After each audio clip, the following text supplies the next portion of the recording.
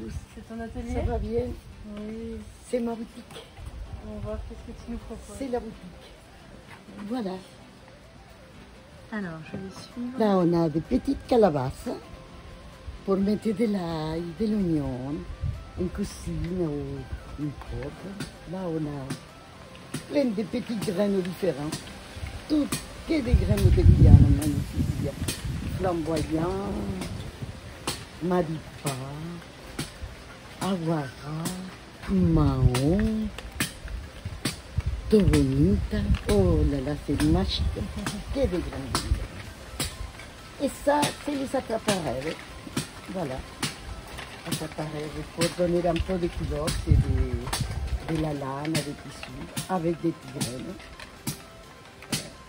Il y a des hueco, magnifique hueco, que ça vient de Signonari, parce qu'on ne pousse pas ici, il faut de la du sable. Et ça, c'est filao. Alors, je vais faire un gros plan général. On va faire un truc comme ça.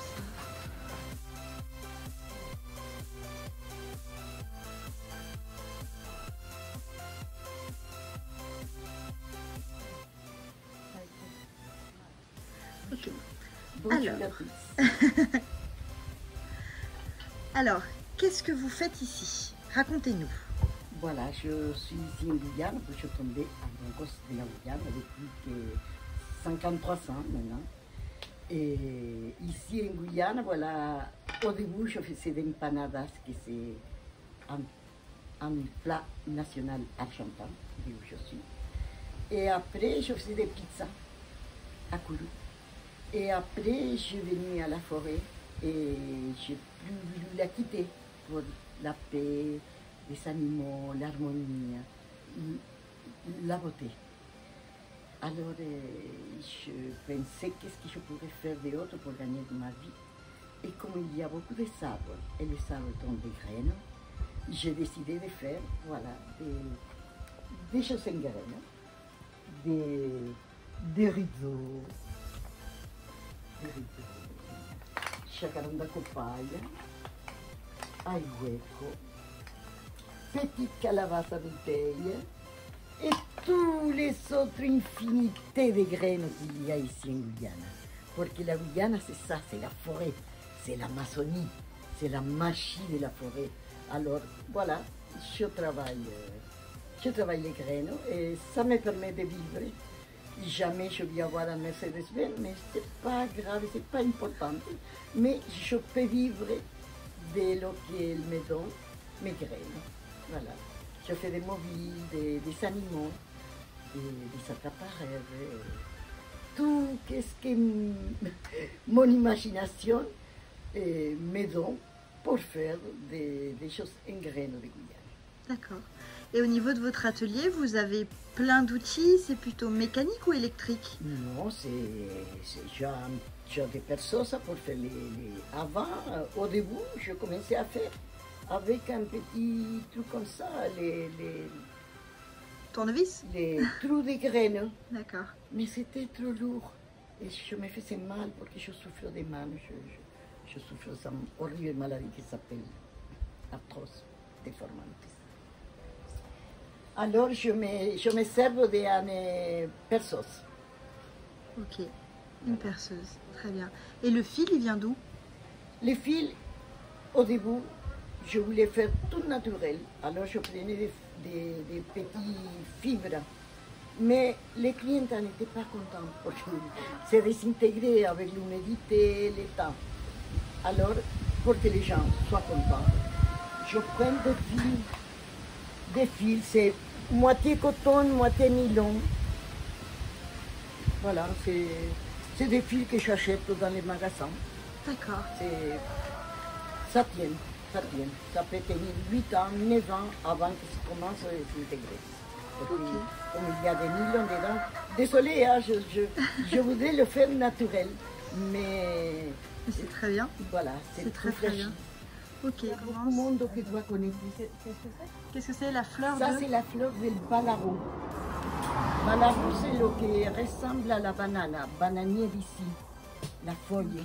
C'est comme les bananiers, Et après, il y a une crête qui monte, ça donne la fleur. Et c'est ça, c'est la fleur de Ballaré. Et comme je la trouve tellement belle, tellement décorative, je la suspends. Voilà. Et après, on a les grosses tortues, les petites moiselles tortues. Voilà. Avec des petites calabasses. Ça, c'est les petites calabasses. Voilà. Et ça, c'est les cocos. La tête. La tête, c'est les cocos. Voilà, il y a... Et ça, c'est la coque de Maripa. Ça, c'est des palmières d'ici, où les graines, on les mange. Les graines de Maripa sont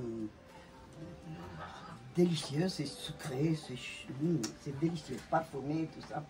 Et comme il reste à la coque, voilà, je la fais. On peut mettre un coupe de fruits, on peut mettre des fleurs. Ça, c'est avec des couvarils. Cacachine. Couvaril en français, scientifique. Cacachine, c'est local. Voilà. Il y a aussi les chacaranda copaille. Les petits chacaranda copaille qui sont chez moi. C'est un joli arbre. Et quand il fleurit, il est magique, il est tout violet. Il est violet. Quand vous voyez un arbre violet dans la nature, c'est les jacaranda copaille. Au pied, il y a ces graines-là. Ça, c'est ça.